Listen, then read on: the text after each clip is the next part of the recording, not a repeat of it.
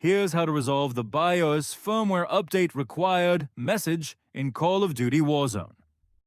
Start by opening either the Xbox app or Steam, depending on where you installed the game.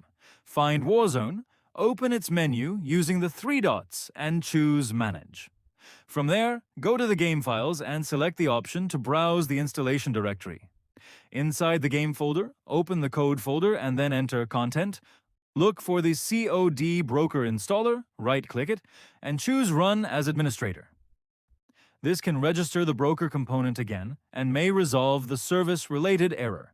If the problem remains, locate enroll.exe in that same directory and launch it with administrator permissions as well. For a deeper troubleshooting step, press Windows plus R, enter services.msc, and press Enter. Find the COD broker service in the list and open its properties. Set the startup option to automatic, and if the service isn't currently running, select Start.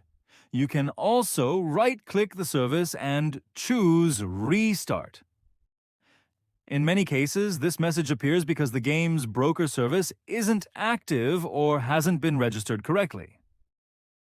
These steps address both possibilities. You generally don't need to update your BIOS unless the error continues after trying these fixes.